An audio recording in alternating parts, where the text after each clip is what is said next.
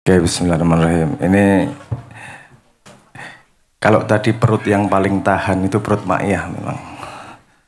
Mau setajam apa yang masuk yang pernah naik ke panggung itu Maiyah tidak kaget. Tapi harus ini tadi misalnya dulu pernah teman-teman dari yang sangat kanan dan sangat kiri sama-sama di panggung dulu juga pernah asik. Terus memang yang menurut saya, sepemahaman saya yang dibangun Cak Nun adalah memang salah satunya kalau dari demokrasi free speech. Ayo ngomong oh, semua informasi dikeluarin. Nanti kalau bila perlu ada yang tidak terima dengan informasi yang disampaikan, naik ke panggung, omongin juga. Nggak masalah. Terus jangan terlalu gampang terus ngomong, oh ini setuju A, setuju B. Nggak. Saya tahu pasti. Yang saya setujui adalah kemajuan bangsa Indonesia. Kalau itu harus dilalui dengan saling ngobrol, nesu-nesunan, wong rabi wae ono nesu-nesunan kok, ya ora. Wong apa sebenarnya penyesalan sudah meminang. Terus mau terus kemudian di tengah jalan oh, ternyata entutmu mambu. Itu dalam kehidupan sehari-hari itu terjadi dan ini menarik, ini menyenangkan karena yang diharapkan Cak Nun adalah ada satu tempat di mana siapa bisa ngomong apa saja. Dan yang menerima itu punya independensi berpikir, menganalisa benar-benar apa namanya di riset benar-benar dan menentukan sendiri. Ada 3 jenis kesadaran katanya. Pertama kesadaran keberadaan. Lapar makan. Ngaceng.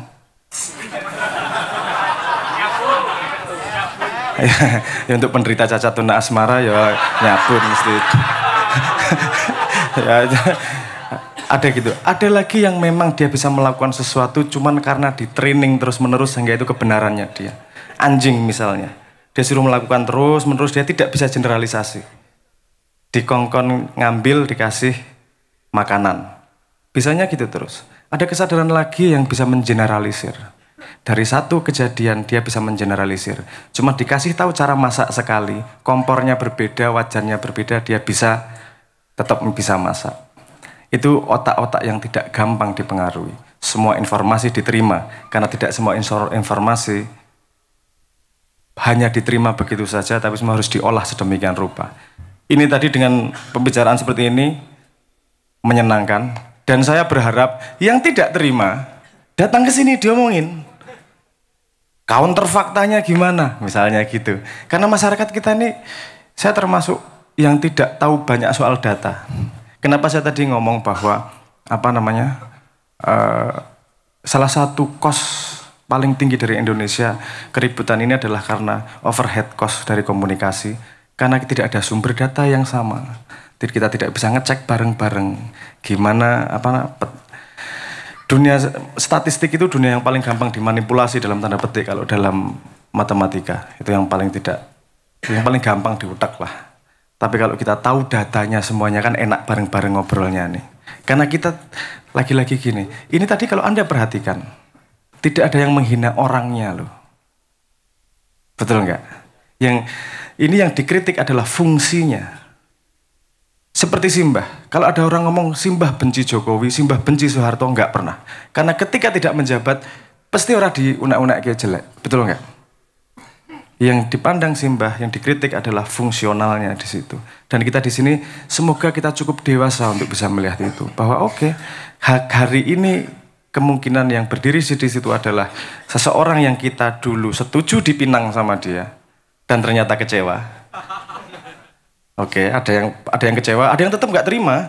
Karena udah di training tiap hari toh. Roto aduh aku ki bengi ya. Oke, apa namanya? Enggak, sudahlah. Itu nanti akan ada nama-nama yang lain keluar setiap saat. Karena saya setuju sama oposisi itu amat sangat penting. Karena kalau tidak ada tarik-tarian, tidak akan berbunyi yang namanya senar. Ngelembret namanya. Dan masyarakat yang dewasa itu adalah siap untuk saling diskusi. Karena yang benar, kepala yang banyak itu lebih punya kans benar lebih baik daripada hanya satu kepala. Ayo, jangan ulangi kesalahan yang kemarin. Jangan salah pilih. Karena tapi juga itu kalimat yang absurd itu, jangan salah pilih itu. Karena kita tahunya setelah memilih lagi ngerti salah mau bener kan gitu. Kita cari mekanisme metodologinya seperti apa. Kalau tadi saya paling basicnya adalah ayo milio ono sebabe. Dan satu lagi, nyon sewu Mas, setelah ini baru saya ngenalkin jenengan. Ada satu lagi resiko yang luar biasa di Indonesia yang saya sudah berusaha ngomong sama semua tim ses itu. Yang tadi bonus demokrasi atau dividen demokrasi itu tadi, demografi itu tadi terjadi karena memang banyak anak muda yang produktif. Tapi itu terjadi kemarin. Kenapa itu bisa berharga? Karena sumber daya kognitif itu tidak murah. Ekonomi dunia itu bersandar pada ekonomi scarcity yang semakin jarang semakin mahal. Jadi kalau ada teknologi yang membuat barang mahal jarang menjadi murah, akan terjadi goyah besar nih. Revolusi industri, adanya pabrik, automation dan seterusnya, itu akan menggoyah. Dan AI itu akan memurahkan kognitif. Sekarang kalau orang ngukur IQ-nya AI itu sekitar 82 yang GPT 3,5. Yang GPT 4 itu sekitar 124. Artinya rata-rata manusia Indonesia loh, dia bekerja 24 jam nggak peduli gue jomblo apa janda apa lagi kakean utang, dia stabil belajarnya. Nah, ini ancaman yang sebenarnya ini karena pekerjaan akan sedikit diganti sama mesin. Gimana nih hipotesisnya para ketiga calon ini? Nah, ada salah satu inisiatif yang pengen saya share. Itu ada website namanya podium2024.id. Itu di mana kandidat dan calon presiden kalau mau mengupload semua gagasannya di situ dan kita tanya kayak ke ChatGPT. Programnya gimana sih? Programnya gimana sih? Dan kalau presiden udah ada, kalau caleg rata-rata kalau mau ngupload, kalau saya sih berharapnya gini, aku pilih sing gelem ngupload karena kemudian aku bisa akad sama dia terhadap janjimu apa. Kalau kamu nggak upload, aku raiso akad. Jadi wis rata pilih ngono. Nah, ini bagaimana kita memanfaatkan teknologi untuk memperbaiki satu langkah lah paling enggak. Karena resiko salah pilih masih tetap ada. Seperti Anda tahu lah kalau PDKT kan mesti ganteng-ganteng itu. PDKT yang ditunjukkan wanginya, bagusnya.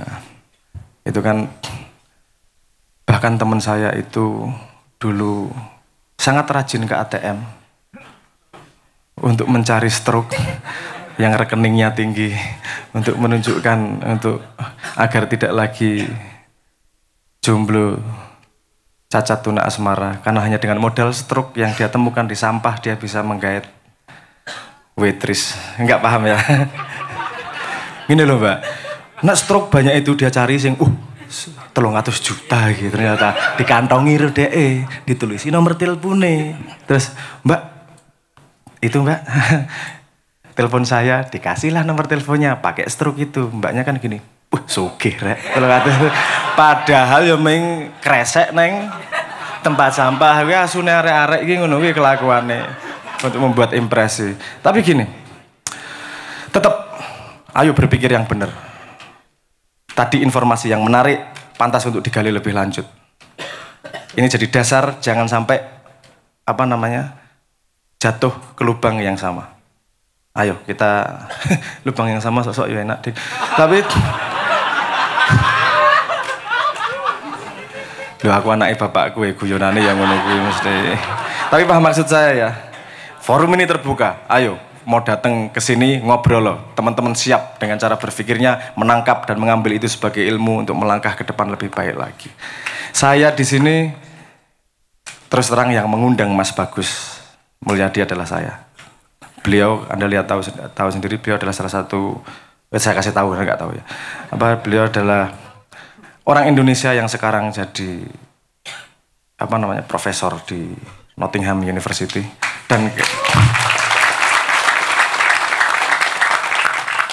dan beliau bolak-balik ke Indonesia karena peduli sama Indonesia.